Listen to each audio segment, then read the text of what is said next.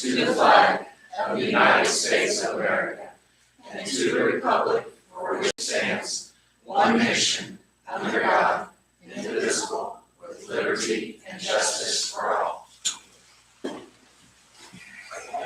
Thank you everyone attending Edgeworth County Council meeting Monday, July 13th, 2026. Roll call. Ms. Brooks. Here. Ms. Buck. Here. Ms. Sweet. Here. Mr. Bryan. Here. Also with us is Town Manager John Myers and Town Attorney Dustin Hudson. Ms. Barrett is at an educational conference. All right. Ms. Waller will be sitting over there taking notes for us tonight, I believe. Okay, minutes of council meeting June 22nd, 2026.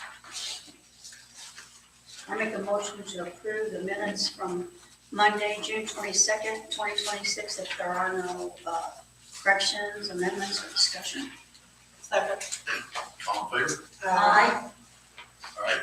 John, are you going to take the claims? Yes, sir. Okay. Thank you, Mr. President. There were two claim dockets in your packets. 4/30/2026, April end of month docket, and the amount of $190,723.07, and the docket for 7/13/26, the amount of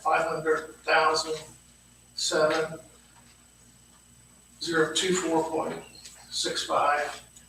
All claims have been reviewed and signed. John, I have a question in the actual original docket. There's a claim in there for a Premier outdoor power equipment. There's two mowers on there, a 2021 and a 2022. The bill is over $3,000. Yes. Those Those are cemeteries, the mowers they use. Both of them broke down and had to be repaired. not due to lack of maintenance or anything like that, just that They're getting old. well, that's what I was gonna ask. Is that about a normal lifespan for that amount of money? How many hours you got on, Sam? I think the one had 1,200 hours on it, the other one had around maybe 1,500. They're not too bad on hours, but they're getting to the time where we're planning on replacing them next year, for sure. Okay, That was part of my capital improvement plan. That's Okay. first thing on it, so. thank you. That was one of my main questions that I had on there, so thank you. Just to follow up on that real quick, the reason we spent that amount on was because they're about, I think they're right at 19,000 pieces out Yeah, to replace them, so I didn't mind spending a little money on it. does not surprise me, Stan. I just wanted to get you. I was just curious. I know, I just wanted to explain some of it, sorry. I appreciate that, sir. Any other questions? Oh, no. Oh, Well, I did have this one here, this Tantalus Systems, is that from Mr. Killinger? That's with the monitoring of our. Is that what was that all that new, was that for the new stuff that went in? Or- What was the dollar amount? It's a total $7,863.22. It looks like it was prepaid maintenance and training. Okay, yes, so we just completed our training a month or so ago, so this is. So it is all that new? Okay, I thought that's what it was, I just That's want the to make stuff sure. I was bragging on that I didn't even know we had existed, which is Okay. amazing technologies. Thank you, gentlemen, that's all I have. Well, entertain a motion. Make a motion to approve the claims as submitted. Second. All in favor? Aye. Okay, the elected official contracting statement, Mr. Hudson. Thank you, Mr. President. Council, if you recall, if there's any conflicts of interest or contracting interests of council members, they have to disclose that to the council, and you have to review and approve the form. You remember, Mr. Piercefield has done that before, and he stated in that form that he already approved, that he would do work, possible work for sewer and water. It's come some opportunity for the council or the town's needs that he also could do electrical work. And so we've added and amended or created a new form to provide that he does any utility work. It's under 4A to cover that, since it didn't specify electrical. Directional drilling. So this would be, cover those kind of instances. It's more broad term say you approved it before with those two exceptions, this would be withdrawn. After, if you approve it, it's provided to notice to the state, which I can handle with Ms. Barrett. State Board of Accounts, isn't it? And the state, yeah, the State Board of Accounts. Any questions? I don't have any. And I, Dustin has reviewed this form. It's the same form that we used last time, so. I'll make a motion to approve the conflict of interest form disclosure statement for Council President Ryan Pearsall. All those in favor signify by saying aye. Aye. Opposed, none. Motion approved. All right, John, the Houston Electric Pay application number 1. Thank you, Mr. President. This is for the elevated storage tanks mixers payment in the amount of $57,860.70 to be paid from the remaining SRF funds. Need payment approval and approval for a signature. I do have a question. Was it specifically for what? The water towers, they put like a mixer that keeps the water moving so it doesn't go stagnant. Okay, thank you. Whose signature does it require, John's? I'm sorry. Whose signature does it require, Ryan's or yours? Brian, They did- it requires Brian. Ryan's, okay, This is for the Houston, right? Yes. right. Okay, Oh, okay. that's, we just give a little, make sure we have the right one. Okay, I make a motion that we approve the Houston Electric Pay application number 1 for $57,860.70. Second. all in favor? Aye. Need a motion for Council President Ryan Pearsall to sign off on the Houston Electric Pay App number 1 as presented. Second. All in favor? Aye. All right, John, the Westler invoice number 49971 for the water treatment plant. This is for engineering services for the SRF project. Bill has reviewed and approved. Need approval to pay and approval for signature. Motion to approve Westler invoice number 49971 in the amount of $982.50. Second. All in favor? Aye.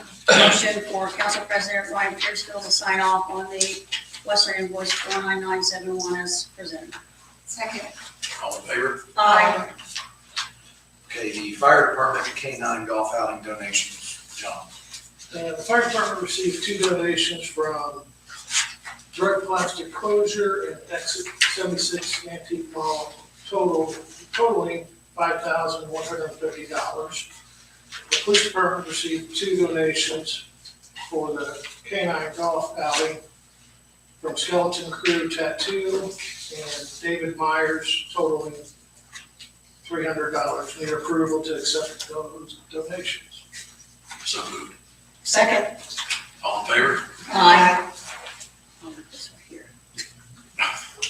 The Hinder Community School Corporation utility bill penalty waiver request, John. Thank you, sir. The school is requesting that we waive penalties on their utility bills for June 2026 due to the failure by the post office to deliver them in a timely manner. The amount of penalties total is $586.28.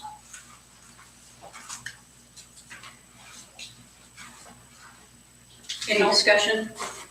I know.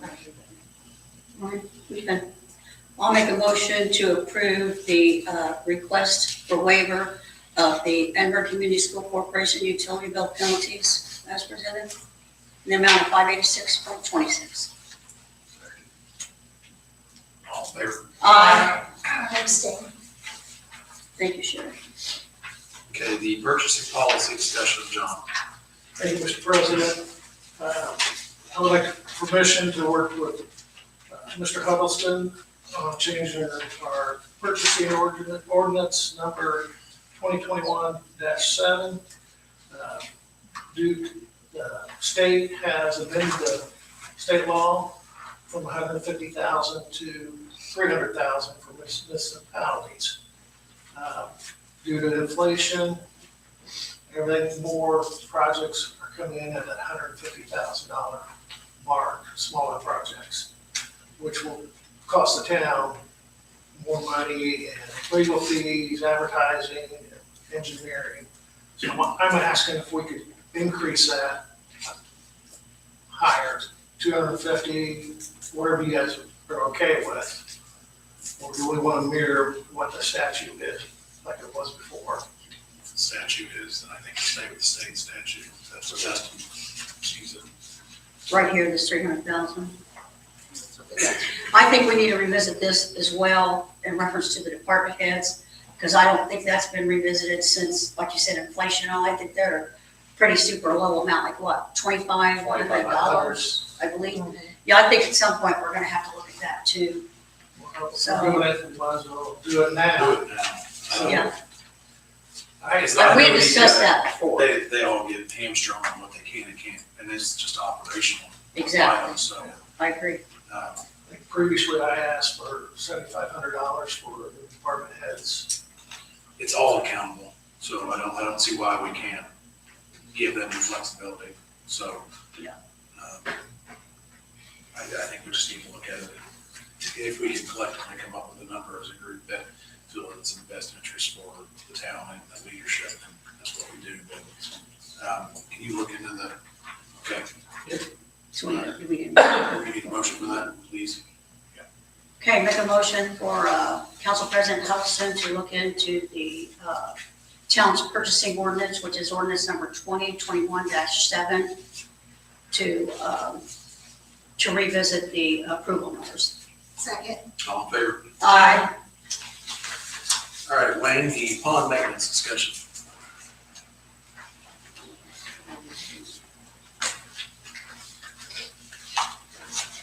Hello, everyone. You should have received in your boxes an actual packet from me.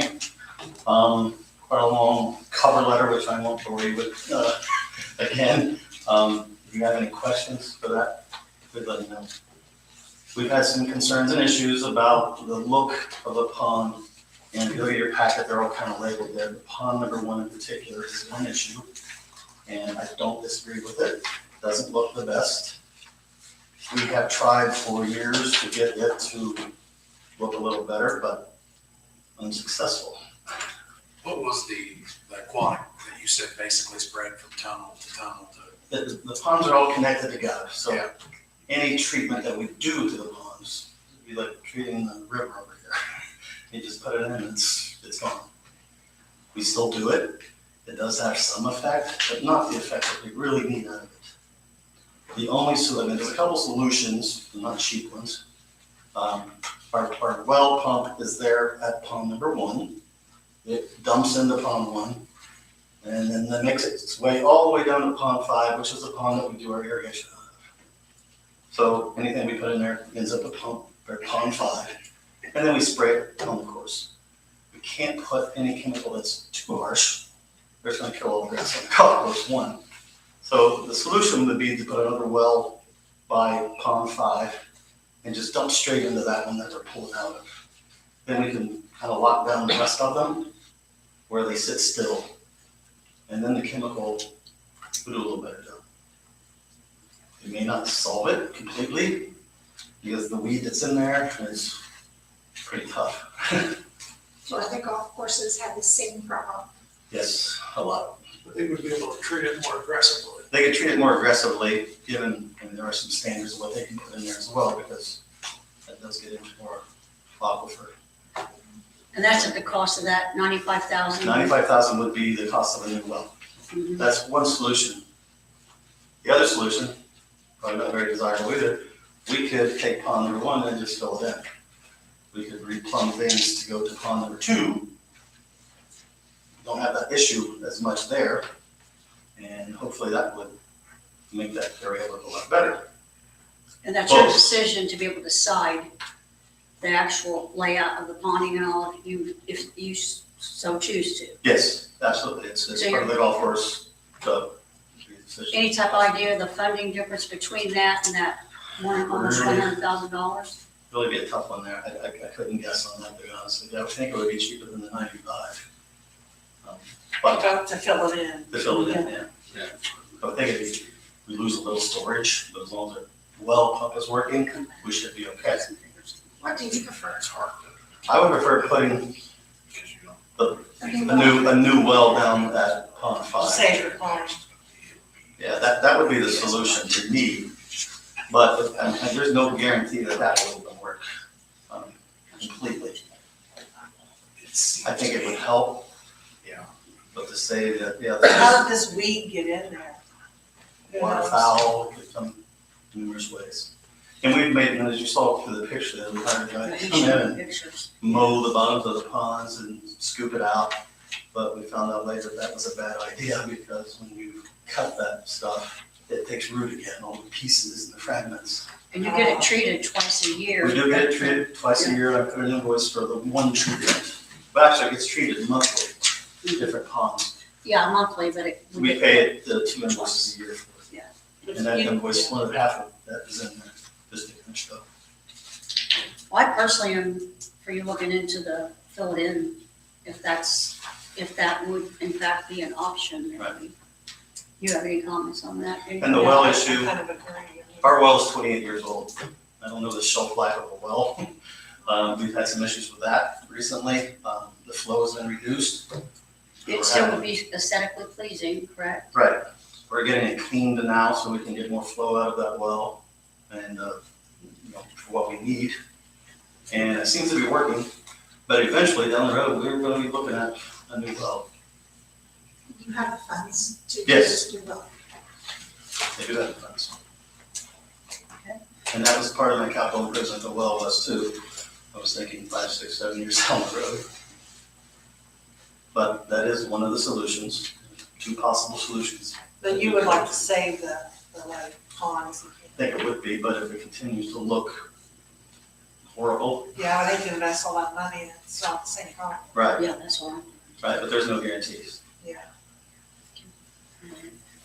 And if anyone from the public would like to come up after the meeting, I'll stay up here, I got it laid out here, and I can walk it through with anyone who would like to see it.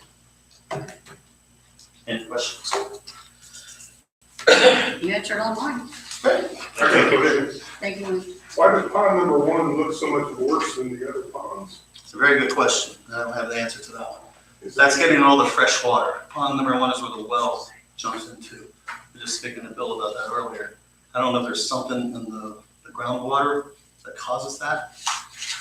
Is it because of the temperature? It's Because once probably the water cooler. reaches 2 and 3, does the water temperature warm up? It's actually cooler coming out of the ground than it would be the water that's sitting in the ponds, which absolutely makes no sense to me why that would be the one that looks worse. The other reason we treat them, so pond 1 doesn't get much of the treatment because it's just going on downriver. As you go through the ponds, 2, 3, 4, 5, they're gonna probably hold more of the chemical. I have It's at the end of the another line. I have another question too. So Sure. if you move the well down to, is that 5. pond 5? Mhm.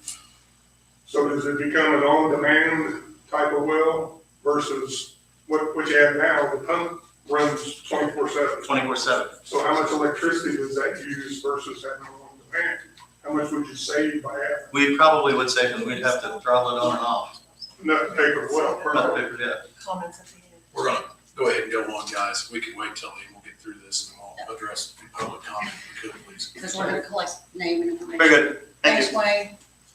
All right, Sarah Beth, the text my gov proposal, please. Hi, good evening, council. You should have received some information about TextMyGov in your packet last week. And just to clarify, and thank you, Miriam, for bringing this up. This is separate from Revise for our website. So just a quick update on that. Emily and I are now working on the site map for that. So that is actually when you would get on our homepage, how the public and how we would navigate. And so I've sent that to our department heads. They've sent me different comments on how they would like their pages structured. So we're still moving forward with Revise. We're looking at November for a rollout date for that. This is separate. This is actually a communication tool that we could utilize. And this came about because a lot of the websites that we looked at had a notification app that was included, or they weren't included, they had it as an option, but it was costly. And so we were looking into some other ways to communicate and to be transparent and to get more engagement from our citizens. So I'm not asking for a vote or anything tonight, this is just education and to answer any questions that you had in your packet. So we talked to TextMyGov, and this is basically where the public would opt in to an app. So you've probably all done it before for some kind of a sale or something where it says, text, whatever, 3535 to this number, and you will be opted in for notifications from the town. This would give us the opportunity to actually split up those notifications into different departments. So it could be just general town information, so communicating about events or programs or things like that going on. It could be just park and rec specific. So if you've got small kids and you're wondering when signups for T-ball and things like that are, it could also be used for notifications. And this was one of the reasons why we really like this. For, a boil water advisory or power outages that we've had, or there's a tree that's fallen across 252, no one, in this area, go to that. So it would alleviate the need for our crew to go and do door hangers and take time to do that. And it would also just be immediate communication, because right now, all we can really utilize is door hangers and social media. And one, not everyone is home at the same time, and two, not everyone is on social media. But 97% of smartphone owners utilize text messages. So this is just something that we are looking into, and I'm happy to answer any questions about it. I sent something out to the department heads, and Kevin was talking about the new Doppler system that they're looking at, and this would also include a notification. So I don't know, Kevin, if you wanted. Oh, sorry, you moved on me. So if you want to talk about what that might entail and how these two could either work together, or it's just something that we're looking into. So you should have in your packet, and it wasn't going to be on the agenda today, I want to give plenty of time to review by council. We currently utilize Doppler now for emergency on-call power outage, water main break, and so forth. The original plan was to wait until 2027 for the next module, which is called Doppler Notify. So that allows field staff, building staff to circle on a map of the issue, whether it's boil advisory, boil order, power outage. It pulls the information from our billing system. So it forces the billing system to be the parent record of account information. So we've used that previously at another place, and it's a great tool to have for us. Just today, we went out to 9 homes to advise them of a power outage that's tomorrow. Probably took half the morning or more, where I could have gotten, myself or Dalton could have gotten on the computer and circled the area, and it sends it out to the customers. Now, Doppler Notify cannot be used in a sense from farmer's market, street fair, parade. You start getting into the robocall laws that Indiana has, and again, you're not opting into this. You're already in it. Now, a customer can say stop, and it pulls them out, and they stop receiving any notifications, which is not great. So Doppler Notify is strictly for customer service being impacted from the water main, sanitary or power. So I hope at the next council meeting we can consider it. It is an investment. I believe it's around $15,000, but it is a wonderful tool to have to be able to notify residents during issues. So Does each different department head do their own information, or does it have like one person that's in charge of the whole system, so the whole broadcasting system? So for TextMyGov, we would probably utilize the same thing that we do for our website and social media in general. So it would probably be myself, Rhonda, and maybe Emily that would be involved in that. So that is something where we would just communicate with department heads. If there was something like a tree down or a safety concern or something like that, that we would send to. And again, this is just an opt-in. So unless they were opting into the park and rec or to events or programs or something like that, they wouldn't receive it. The other thing, this we can do, and it's based on population for them, so the price was $5,000 a year and up to 50,000 text messages. So that means 50,000, that's not total, it is total messages, but it means once we get to that, meaning if we text, all residents for some reason, believe me, I would have loved I was responding to 1,000 comments on Facebook during the fireworks on Saturday about when the fireworks are going off. It would have been nice to just send a text message to everyone that had opted in for events and things like that. But this would be until we hit that 50,000 for all messages that would go out. So I don't think we would. And it said this proposal is valid until 2028. Yeah, we did talk to them and just told them where we are in our process of rolling out our new website, and I wanted to get more information from Kevin on Doppler, so they're willing to work with us, and if this needs to be tabled or we want to wait and get more information, then that's something we can bring back. Okay. Yeah, since it's just a discussion, I appreciate that. That's why I brought it that way. So notifying for anyone that opts in, do you know if someone opts out? Do you get a notification or? So like if someone east of town was on a rule advisory and you're just relying on this, how do you know that people didn't opt out? Yeah, I'm not sure on TextMyGov. That's a good question that I'll ask our representative. Now with Doppler, would you know if someone opted out? I experienced this because I did opt out of a previous system. And when I came here, I couldn't figure out why the text messages were not coming to me. And it took about a month for us to figure out that I opted out 3 months prior or less. And I had to go back into that text message and say yes or start or something like that, and it put me right back in. So I guess the indication is, hey, I didn't get your message. And we can look at the system and says, well, your information's correct in the billing. We might need you to go back and hit yes or start or whatever the text might be to be put back in. How would you get the word out for people to actually download the app and get started?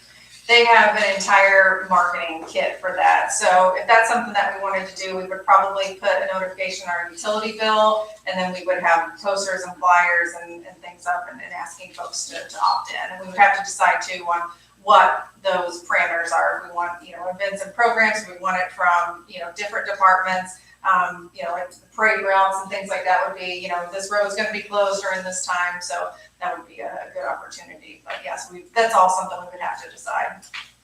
If I might jump in, I can tell you that Bartholomew County does it because I'm on their alerts, so that way we know what's going on. And from the public safety side, if we have a missing juvenile, we can put it out, and then we can rescind that. So it's not just those type of events.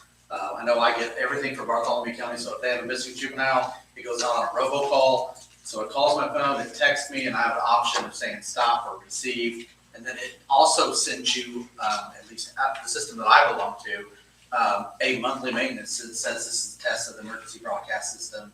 Just type yes for receive or no or whatever you want to do to opt out. So if you did sign up and you weren't getting those every month, that's your clue of, hey, I must have typed the wrong thing.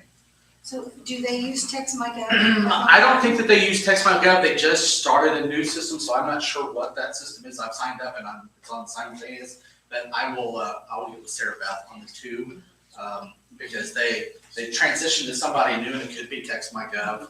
And they're running them simultaneous for the next 90 days. I'll forward to the text. Yeah, okay. And I know there's a few communities in Indiana, and I reached out to the city of Frankton, which is smaller than Edinburgh, that utilizes it. So I'm waiting to hear back from them on how they like it, how they utilize it, what kind of, really if they're getting more community engagement from it as well. So is the Doppler and TextMyGov two different things? Totally separate, yeah. So two different charges, but you haven't brought us your information. You should have information in your mailboxes, and then at the next council meeting, you can put that on the agenda. That I hope Bill will carry for me because I will not deal with it. They're two separate notification systems, right? That's what we're looking at. Ours can be utilized for more general communication His plus is public emergency. safety, and that's more on the Public utility safety, side. Thank you. All right, thank you all. Bill, the Orbis Smart Cap quote.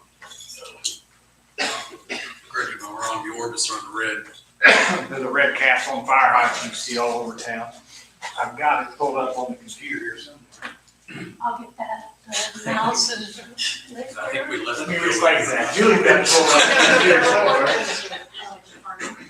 Just to give you an idea on what it does. So if you look like, well, I'm just gonna get your point. So these are, you know what, if you know where you're at, this is West Park, Mineral Village type. So every fire hydrant, it shows. So like this one's is showing a red cap, so it's showing a noise on it. So I can go on here. I can click on it. And you can click on it, and then you can go down and see how the red is pretty consistent. So then you can figure out it's pretty consistent as far as where it's at. So I can click on it and create a noise sound and go down here. There's a leak on that hydrant. We know it's in the bottom of it, so we need to change the valve on the bottom valve on it. So, but when we put this service on 12 weeks ago, it's been 13 weeks now, it pretty consistently right here at Ward in West Park was showing X's. I've got pictures I can show you, but it kept showing X's and they kept saying, there's a leak there. And I went over there and looked 100 times, and so you take this little guy and we'll be there just so you can. There. So it took me to the GIS part of it. This is an old picture, but this catch basin made me think, well, there's a water leak there that's just going into that. So we didn't do anything with it. And then finally, when I got a little time, it kept showing the X's right here. So I had them listen right here at this little spot, and they listened and said they got a little bit of noise.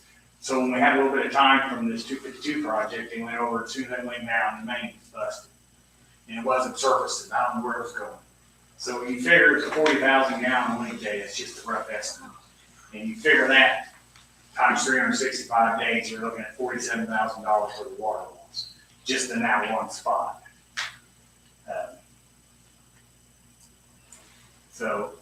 So I've got 25 of these caps all over town, and it's saying right here, which is right across the street, it's showing something right there, and we haven't had a chance to experiment with it yet. I plan on it. But this is where my last name break was or the big one we couldn't find. It wasn't surfacing. It was right here at the concrete over here at Dancers. So this system is AI stuff, and everybody kept saying it works good, and I'm convinced now. So I can move these wherever I want all over town as long as it's this area here and up in this area. So I found a leak here that I know of, and we had one on a service on Franklin Street, about right in here somewhere. It was a service leak. It was a simple fix. It kept showing that, but it wasn't showing consistent. I've got one on Campbell Street right now. I'm waiting for it. It's for the old pizza shack. If you go by there, you'll see water on the sidewalk now because the service is leaking. But I'm waiting on locates to come in, and that's turned into a nightmare because it's supposed to be 2 days and it's been 10 days. So I made a few adjustments. But anyway, this system was a 12-week trial. So now it's to the point where they want to know if we want to purchase the system. It's $39,000. It's kind of a standalone, its own thing. So I can utilize it, and then as we can afford to buy more caps and put in the system, or we can eventually just have caps to listen all the time. They're pretty much self-maintenance and take care of themselves. We don't have to do anything with them. They got little battery chargers on them, and it's proven itself to me for AI stuff, and I'm not an AI guy. So, but I just wanted to get permission to purchase it and use it out of my depreciation fund, so I should have plenty of money in that. He's only working on cast, right? They don't Yes. work on. Yeah, they work on cast main, they don't work on PVC, it's gotta have some kind of vibration. And the old part of town, which is basically, anything from Kyle Street over to County Line and north is all cast. The golf course and anything south of town is pretty much all poly, so we don't have to worry about that, but it's all, just like here, the ground is so sandy that you never know. Sometimes the last water main we had leaking was down in, crossing East Side Elementary, and it was busted right below a storm sewer. And they called and said there was a sinkhole, and I said, that's not us. There was no water in it, it's not us. And he goes, oh, there's water in it. So when we went over, and it was running right into the storm sewer, running down East Main Crossing, going to the river. So we fixed that one. That was about 150,000 gallon a day leak. It would have never surfaced if we hadn't found the hole. So with this system, we would have found it. So, anyway, I just wanted to give you an example of what it was so you can see what I look at every morning. I come in, it sends me notifications every day. And it picks that train up in just more than 75 seconds. It tells me that one hydrant,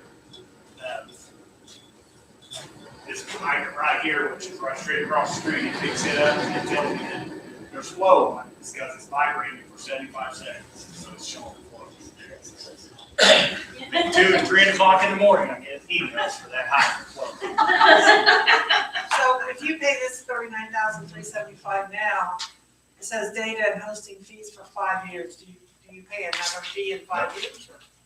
Well, I'm assuming there's something, there's been an upgrade or whatever, but that covers that in 5 years, and I would assume the heads will all be, since just like any other batteries, if they go bad, they gotta be replaced, and I'm assuming they're just replacing the system.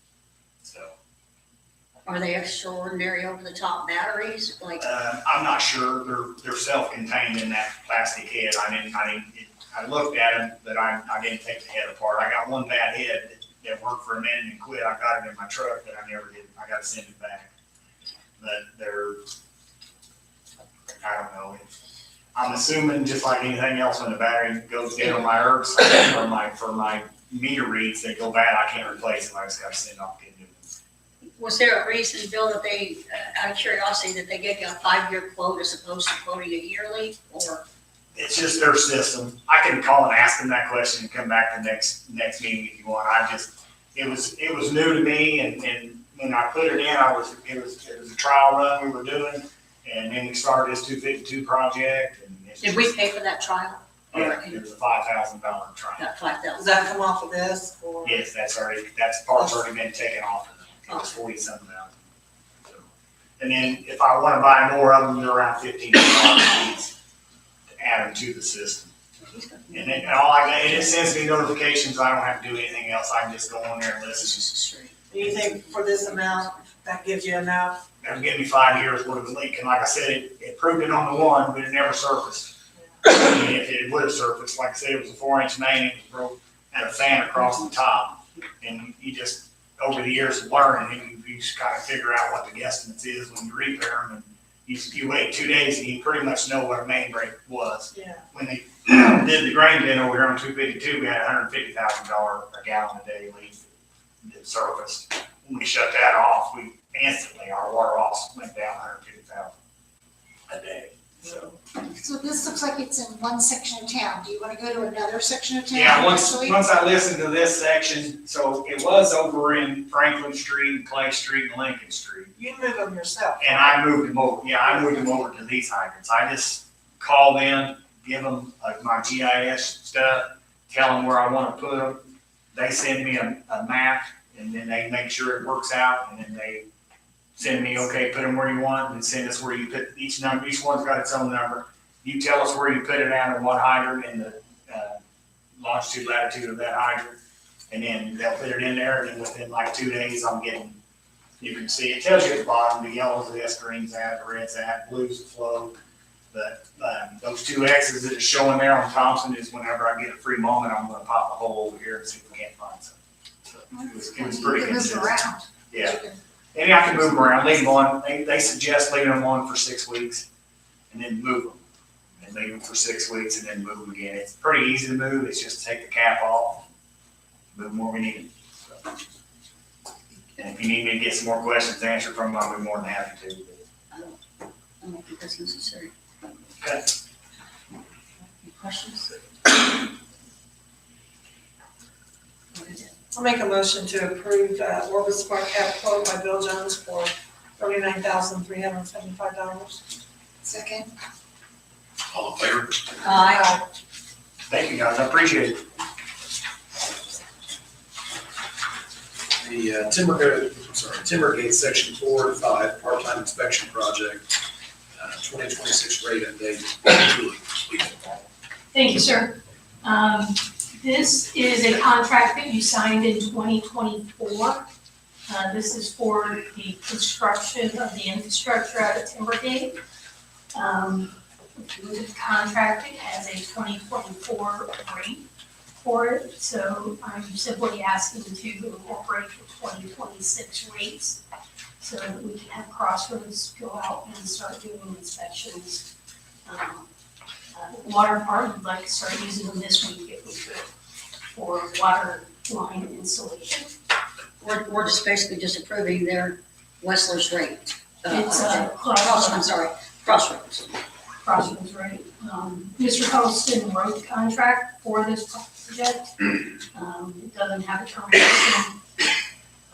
He can tell me if I'm incorrect in this process. You are correct.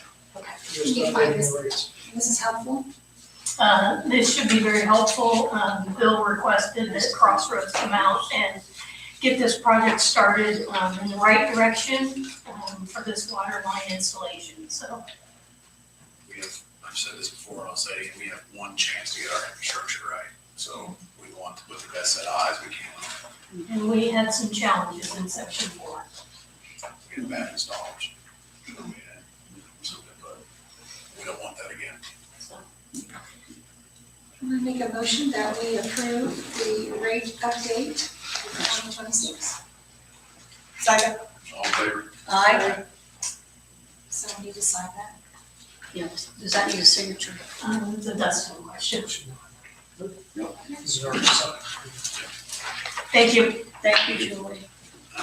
The playground equipment installation agreement, Daniel, are you back there? I thought you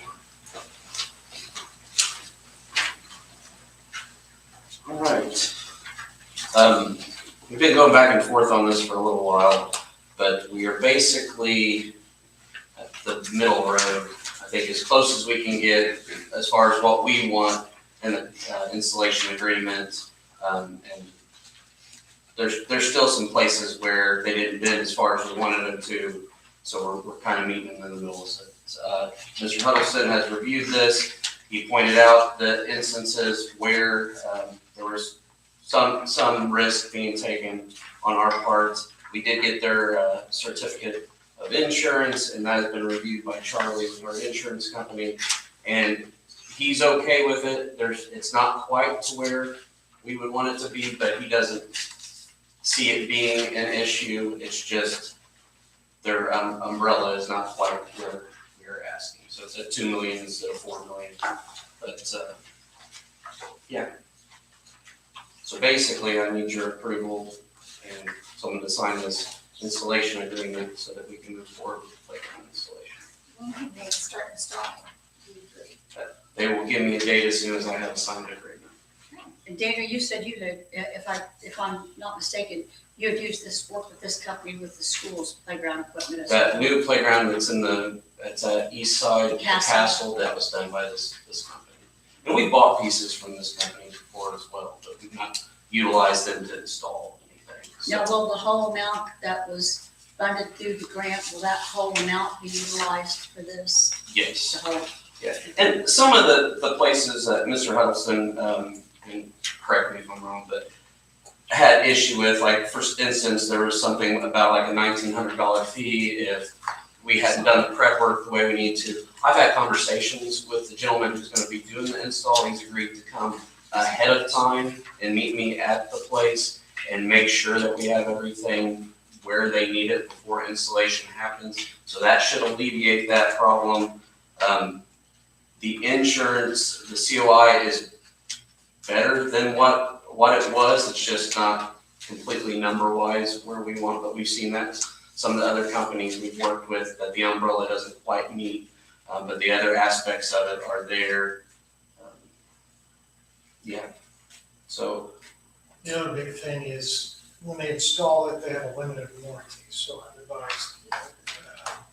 If have any defects or issues with playground equipment, so you're gonna be liable, you can't point the finger at them. Normally, if you were paying them and not getting a grant, that would be more pushback that you're not paying any money for this as a grant, so you're gonna have to take that risk if you want to accept the grant. And just be known that once it's installed, you're fully liable for any injuries that come up. So if we have any people on our side that make sure it's safe and all that kind of thing, that's what I was advising. It will have lots of eyes on it. And I imagine it'll get tons of use as soon as it's installed. It will be tested. So that's what it's as far as the liability of their consulting, which is a weird thing to pass on. Because if you warranty your installation, you wouldn't worry about it.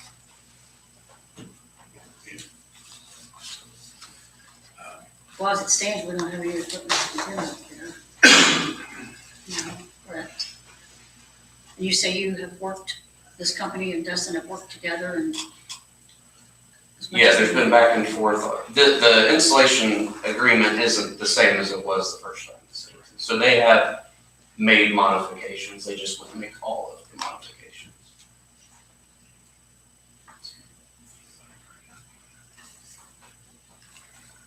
I think, correct me if I'm wrong, your concern is just their life, once they wash their hands of it, basically. Yep, town's liable. Town's liable. So, it was just a heavy concern that I think Dustin was, and I think we all rightfully should be, if you stand by your work, you wouldn't have a problem putting your signature by it, but that was an issue they had, so. That's what Dustin threw a caution to, it's just that. So, but again, we'll work with them before, so. Did they do our previous dump part two to, or No, that was a different company? It's in respect to the $1,900, which was also another issue, was, so the gentleman that's doing the grade work, he's basically assuming that the responsibility of the $1,900, like, hey, this is not gonna be an issue because I'm going to take care of the grade work. Is that kind of the way I understood that? So basically, we've tried to volunteer to do anything we could to cut down the costs in this process. So we removed everything and have, if you've been down there, it's 1.5 feet below grade right now. They are gonna come in and install all the posts work and all, and then we're gonna come in and put stone down. And that has to be done after the post put in, so the stone stays clean for drainage purposes. So that is where we will be involved again as far as grade is concerned. And discussions with him, it's just a matter of adding more stone here or there, because they'll make sure their posts are exactly where they need to be as far as level. So in other words, Daniel, if this company installed, say one of the poles had like a jagged piece of metal or something on it, and someone got injured from that, that's what that company is not gonna stand by and help take care of? Is that what we're getting into with the insurance coverage of it, if someone gets hurt? I don't imagine if there's something installed improperly, but from the That we're- go, Are we responsible for it, or is that company? If it's not properly installed? if it's not properly installed, it would fall on them. Because that's part of the installation process. And it'll all be inspected as it goes too, so it will not be open to the public or released from their work until it's done right, so. Because our other that was down there was looking, it was bad enough that it could have injured someone, and this Yeah, will we be definitely had to make brand new equipment. adjustments to it over the years. Right. And it was a 30-year, that playground's been there for 30 years. Right. It's been a long time.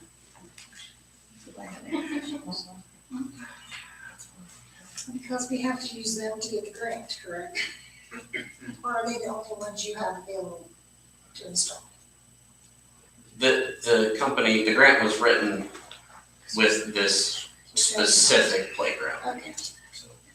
We had other companies look at, this was the affordable one where we could get a playground and get a placer, but it's still a $250,000 investment that the whole department's making. It's wonderful we have the grant to get it from playground for sure. So do we need a motion to? Yes, I do. Okay, I make a motion that we approve the playground equipment installation for agreement for $30,350. Second. All in favor? Aye. We need approval for signature. I make a motion that President Ryan Pearsall can sign the agreement. Second. All in favor? Aye. Thank you. Thank you, Daniel.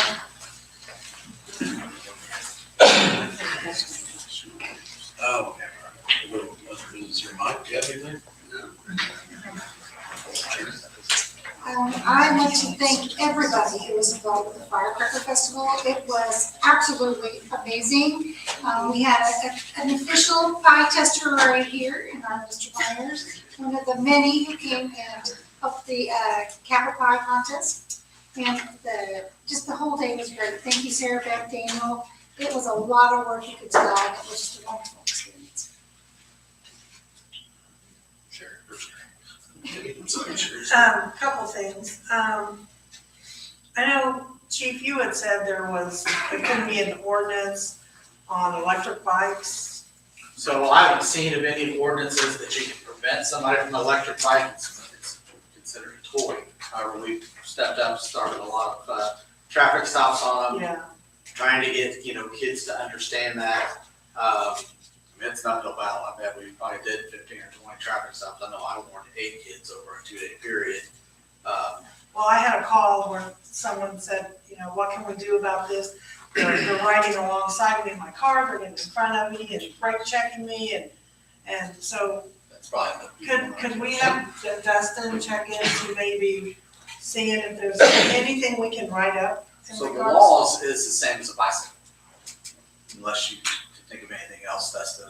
It is the same laws as a bicycle. So they have to do those same laws, which is what we're stopping them for, making sure they stop at the stop signs. They can be in the roadway, they just can't be obstructing traffic, but we need people to let us know at that time and then give us a description other than it's a male on a bike. Even though they're electric, It's considered a toy. So the difference would be, so your scooters, your mini bikes, things like that, mini bikes are an off-road vehicle that you're not supposed to be on there. But anything that's on a gas motor or combustion then falls under Title IX. Don't recall the title for the bikes, but the bikes, electric bikes are still considered a toy. So I've looked into other places, there's been, some people talked about ordinances. I don't know how you can ban a specific toy. Because you'd have to be very specific. I wish I had a better answer for you. I do, because I had a kid that actually cut somebody off right in front of me and didn't expect me to be in an unmarked truck. He was really surprised when he got stopped. And unfortunately, it was actually a road rage between the person in the car and him, because they were honking their horn, flipping them up out the window, and the kid being smart, said a lot of great choice words as well. So we took that up with him and his parents. So. okay, well, I wanted to check on that. And Stan, can we come up, I guess, with an ordinance on putting signs out at the graveyard? Because there was an event a couple weekends ago, and I had asked you if you could remove some yard sale signs and some for sale signs, because it just didn't look appropriate for the event that was happening. So is there something we can come up with? I had a conversation with Julie, we looked up, and there is an ordinance. And we had discussed maybe looking into purchasing some signage to put in maybe in the flower bed there on the corner, and please not place yard sale or market signs here in this area. Okay, So we have discussed it, yes. okay, good, I'd like to stop that myself. okay. And that's all I have. Yeah, I want to piggyback off of Sherry. Thought the festival was great. Had nothing but compliments. I know it took big work from Daniel and Sarah Beth and everyone on their teams, but as well as our public safety team and anybody else that was associated with it. John, Street Department, Electric. I thought it went off really well. I've been told by several different, citizens and people outside of town that our fireworks were about the best around. And so I was very happy to hear that. So I watched them myself. I thought they were great. So that's all I have. Thank you. John, could you, I talked to Justin the other day and Chief, and I think there's some issues out there on 252 with getting, emergency equipment through there. Can you check with E&B? And, it's one thing to take a truck down there, but to drop a fire engine down in there in the middle of the night in a rainstorm, we have an issue with that. And that's paramount, especially if it's the apartments over there and we gotta get a ladder truck or two in there. So I don't think the access is that great back there. From what I can tell, and I'm sure there's some folks that live back in there that would probably agree with me. Justin, Goins, you got anything you'd like to add to that?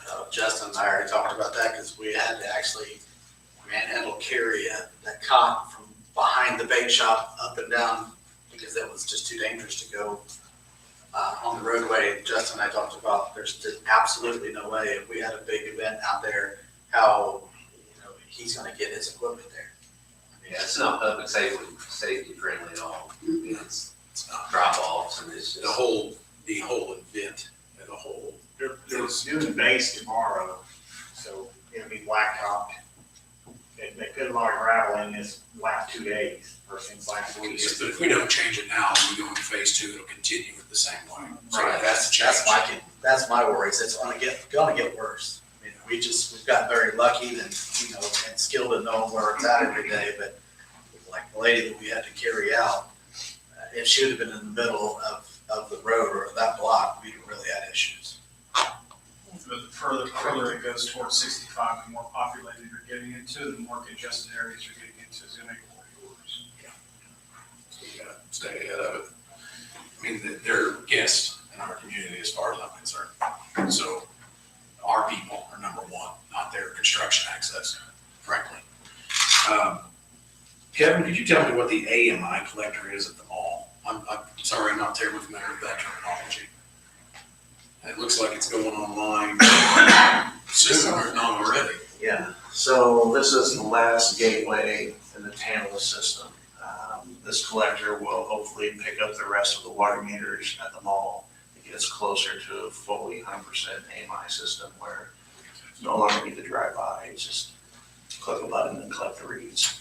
So it's been in the works for quite a while, and this week we're gonna finish the box, and then we've been working with them all on good locations, so we hope to have a successful coverage area. Well, I got you up here, the investing of our electric bonds. Can you kind of tell me a We've little had bit? a few meetings, Mr. Meyer and myself and Ms. Barrett have had a few meetings with Baker Tilly. So the way I understand it, currently the funds that the town has are in a sweep account, and they earn a certain amount of interest. And jump in if you're correct, mistake this. There are some options to invest the excess funds that are not ready for disbursement for the construction project of the substation to where we can hopefully earn a significant higher rate. And I believe the clerk was going to work on a proposal maybe with 2 other firms. Right, she was getting proposals from Okay. 1 or 2 other firms. So those firms, whether it's Baker Tilly or somebody else, will handle the council. I think by resolution gives the clerk permission to invest those funds, and they will handle earning the most that we can get to a certain limit. And we can use those dollars for projects and change orders and so forth. So, Good. I know with SEA, we're all trying to get creative. And that looks like a way it could be potentially, because I think the sweep account was more set up when we didn't want looking at quite the financial crunch. If I remember right, how that was designed. We can make more money by investing in other avenues, basically, the long short of it. right, and it's not just the bond funds, it's operating funds that are set aside. You can do 3 months, 6 months, 9 months, and it's just on a rolling basis. Those funds become available as the town needs it, and then we reinvest as schedules allow. It's a great program. Thank you, Kevin.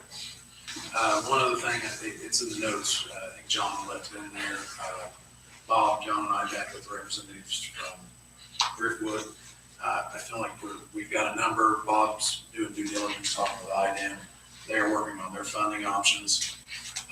We're getting there. I feel like we've got an option to try to get ourselves out of this a little bit. Now, obviously, this is not going to be an immediate fix, but a long-term fix that we think can be very productive for the town for the next 10 years. So stand by, but we're working on it, and we're doing a lot of work, and Bob's doing a lot of IDEM work, talking with their people, and I see that whole area of growing, and that could help our community grow as well. So touch on that. So that's all I had. John, do you have anything? Notice the festival, I'll piggyback on that. We used jersey bearers this year for hard blocks. Daniel and Sarah Beth decided, let's paint them.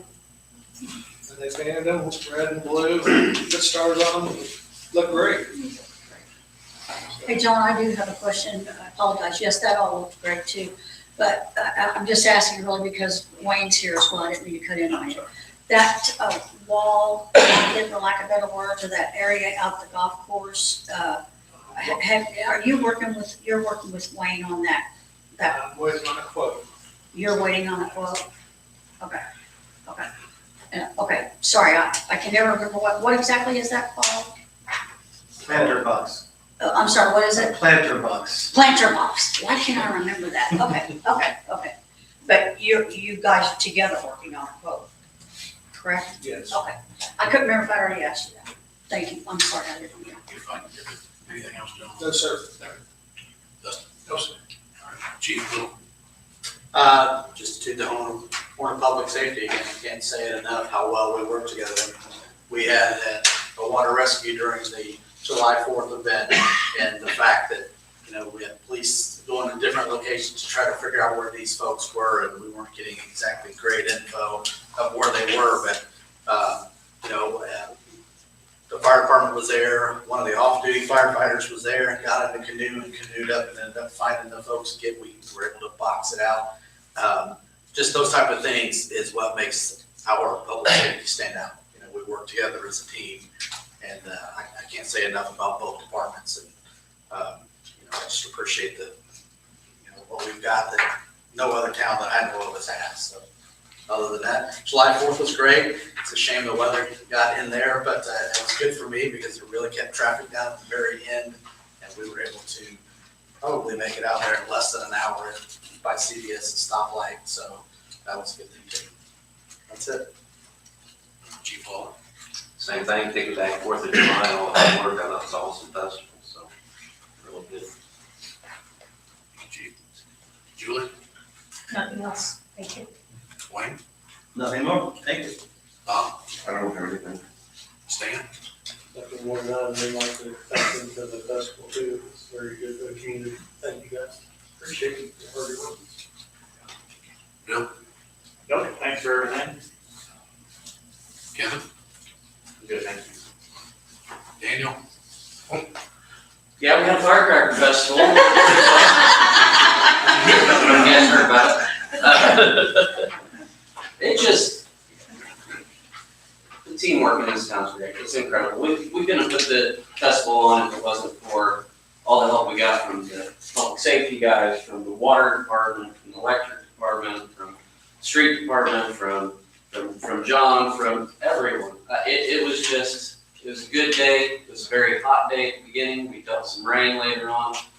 Even the day before, we had a windstorm and it ripped the canopy off of our stage and destroyed it. And Gilman's rented one to us for like pennies. It really took care of us. The parks team got it put up really quick, considering it's a tent we've never put up before. I've got a great team out there, and I'm very blessed to be able to work with all of them. So it was a good day, hot day, wet day. Fireworks got in the best window they could, really. We started a little bit early because we were afraid of that rain system coming in, and they got finished. I think it was about a 20-minute show. They were planning on a 30-minute show because we had bought so many more fireworks, but they knew they had a window, which made it look really great for that whole 20 minutes. So it was a fantastic show. Appreciate the Catholic Church and the school too. Got to kind of maneuver through their properties to be able to put the show on anyways. So just a lot of thank yous need to go out to a lot of people, and it just was a great event. So thank you for all the support with that. We had our first Holiday of Lights meeting this morning. I feel like we're a little behind, to be honest, but we're talking about Christmas this morning, which seems crazy after going through it. Got some exciting ideas too for that to just continue. Hopefully it won't mean plowing east side for hours this year to make sure the event can go on, but you never know. But the town of Edinburgh makes things happen, so it'll be a show one way or the other. That's all I got. Thank you, Daniel. Sarah Beth? Yeah, we're painting the barricades, I think peppermint candies or something for the holiday lights. So those are gonna get quite a few coats of paint on them.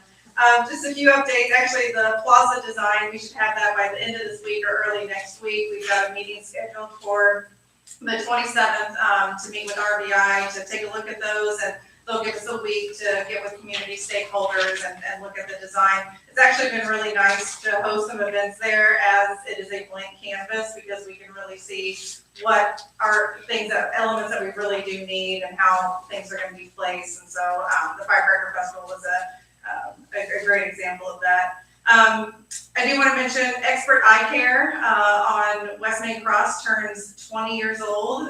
He's been in business for 20 years, hard to believe, on Thursday. And so from 4 to 6 p.m., they're going to have a snow cone truck there giving away free snow cones. So that'll be during the farmer's market. So it'll be a great event out there. So make sure you just tell Dr. Zamora congratulations if you see him on 20 years here.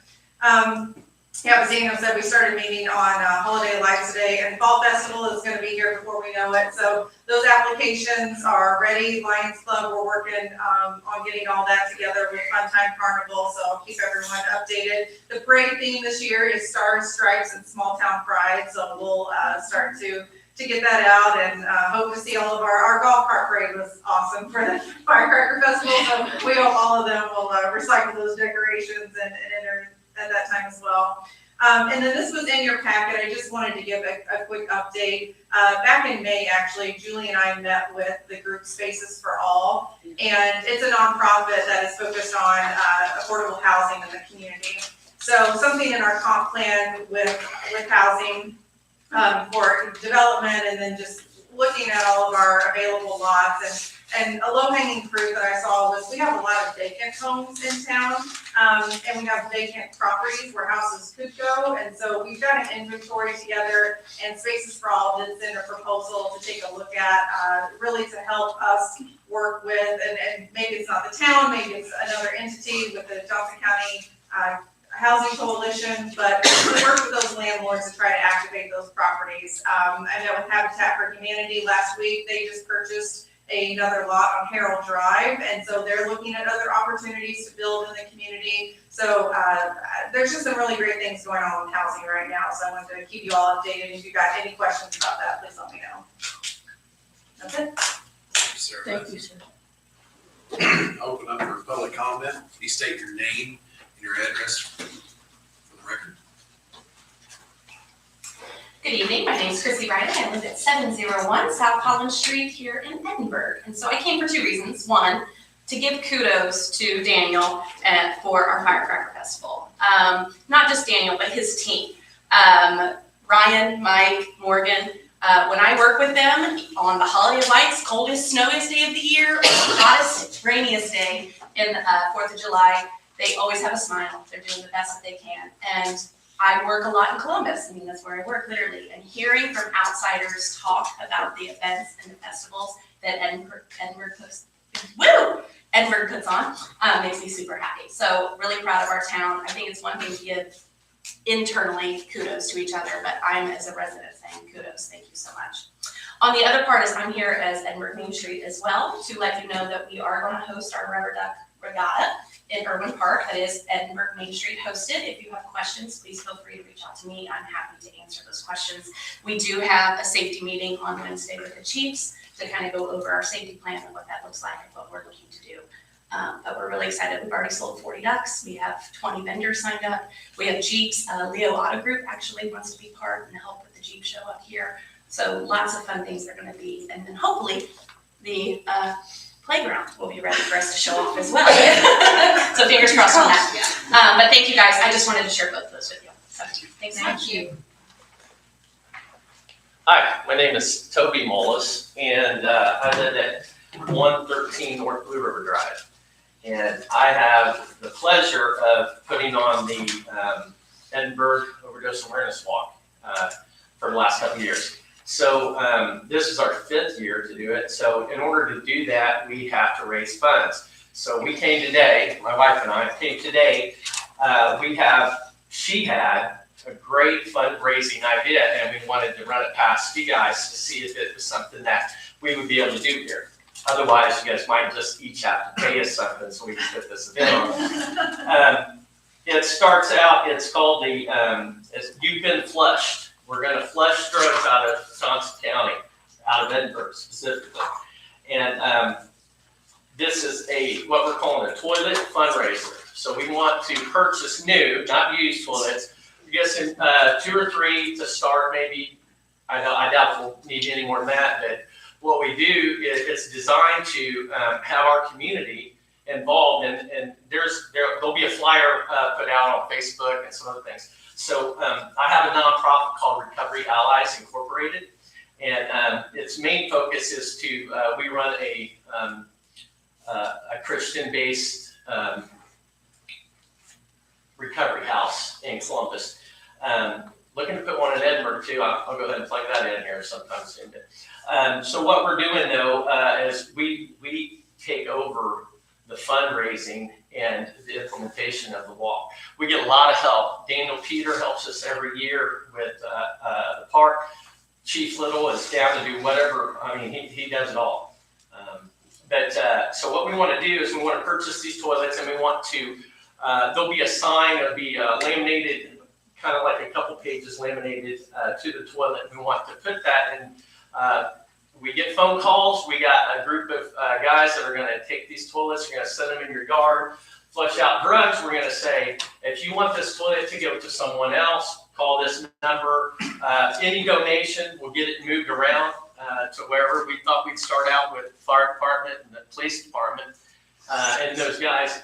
We're cognizant that we can't interrupt the right of way or anything like that. And if we have any questions, we'll ask Chief there. But we'd like to get some businesses involved and residents, and there's a couple things we need to do. So one of them is you can opt out. You can simply opt out. I want to be part of this, and we will come and get it, or we will not even bring it in the first place, whichever one we need to do. But you can flush it forward by having the toilet moved. You can send it to a friend or a business. And we will have, the Recovery Allies will have a Cash App available for donations. And also, we're going to see if we could put a donation box at the police station, somewhere where it would be safe. And that way you can go there. And, it's just all going to be, on your honor. If you say, hey, we're going to donate so-and-so, come and get it, take so-and-so. We're just going to come and get it and move it. We're going to make a way for people to sign the toilet if they want to. And then these are going to be displayed down at the walk when we do the walk this year. It's really expensive to put this walk on, and a lot of times it falls on my company, Mullis Contracting. So we end up trying to do some fundraisers each year, and we've been really successful. And then any money that we have in excess what it takes to do the walk, in the past, last year we took stuff to the fire station.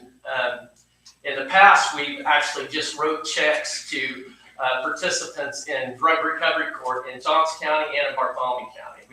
We'd have them pick one of the people that was behind on fees but doing great, and we sent $500 each last year. So 100% of the money that this event raises goes out. I mean, and the community, I do also do a smart recovery group every Tuesday at Parks and Rec, and that group decides where this money goes. It's not just my say-so. It's, they decide where it goes and then we vote and then we send it to people. So anyway, you can flush it for them. You can send it to a friend or business. You can flush it out. You can simply contribute to have the toilet removed and put back into the rotation. And you can get what we're calling potty insurance. And that is, you can have the toilet moved and guaranteed it will not ever come back. So, and like donations of any size are going to be welcome. We are a 501c3. We can write you a receipt also. So we wanted to get your take on it. We'll advertise it via Facebook, social media. That's kind of where it's at. We might even do a TikTok. I've never done one, but might try it. I think we might reach more people. But if anybody has any questions about it, you can call me directly. My number will be on the Facebook post. And then also, if you have any questions about the overdose awareness walk, the Paint the Town Purple, this year's theme is There Is Hope. So it's a pretty important event. It's a big event. It's close to me. So, but that's just one of our fundraising ideas. If you guys think that that's something that we could do here, we'd love to do it. Dates we had was the 23rd of July through August 23. We figured if we ran it for a month, we could raise the money. And then if that's something that we could do, we'd really appreciate it. If you got any other fundraising ideas, shoot them at us too. So, When is the walk? the walk is August 29th this year. Saturday it's from 5:30 to 9:30. And we're having a DJ this year. We're having a couple testimonies of local people. We got, we're going to feed everybody. There's snow cone machine, there's bouncy house, and all that stuff, usually comes out of the budget, which is $0 unless we did fundraising from the Edinburgh Smart Recovery. So if we can get your support, we're going to get to it and get it done. Good luck. Thanks. That's wonderful. Lena, I know that was your idea. Absolutely, 100%. She might have mentioned your name when she come up with it. Well, we got all of your addresses, so we're going to start it out right. You guys are doing a good thing. You're doing a great thing. And I know it's near and dear to Chief's heart. So, and Justin and I and all are about safety. We've all seen it or felt it. I know. I can testify to myself and those three guys, so completely understand. I think you guys are doing great. Anybody else have anything you'd like to bring up, please? Hi, my name is Ryan Mitchell. I live at 226 St. Andrews Avenue in Timbergate. I spent my first 10 years of my life kind of on Mary Street over in Topperton, and then about 10 years ago moved back. I'm in one of the original kind of 7 houses that were built in the 90s. Kind of talking about the project Pond 1. Almost all the homes on that pond are the original homes that were there, and I think all my neighbors have been there at least 10 plus years. But anyway, a little background about me. I was a real estate developer for 10 years. I have some experience doing subdivisions, including one with a golf course. One was a 30-year-old golf course that was losing money, and I had 6 months to kind of turn that around. So I have a little comprehension of things like ponds and aqueduct systems and things like that. I really appreciate some of the work that's going on. I appreciate them looking into it. I do think there's probably more solutions than the 2 that were promoted. One that is kind of obvious. This was not a problem from, I'm guessing, 1998. I don't remember what year the course was. I think it was 98. I was still in high school. But from 98 to, we'll call it 2020, was not an issue. And that's because we had fountains behind my house. And what that did is that created water movement, not stagnant, less weed growth, things like that.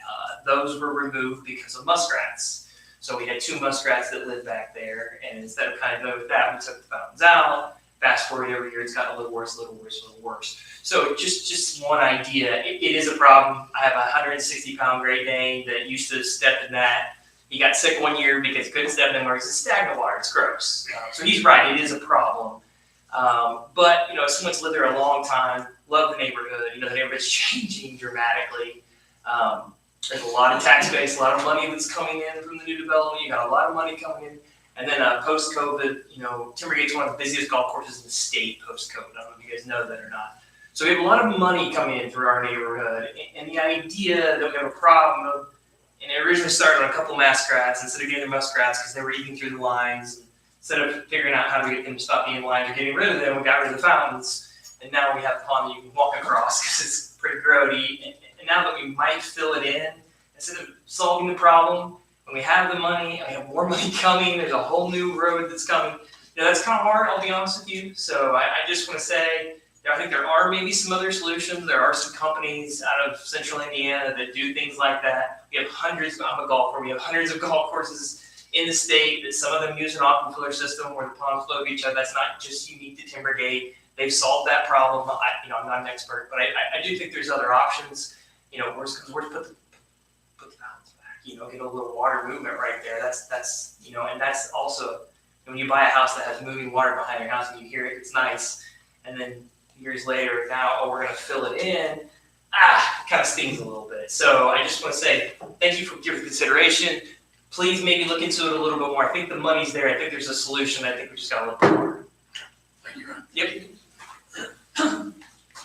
Anybody else? Motion to adjourn. Second. All in favor? Aye. Thank you all for attending.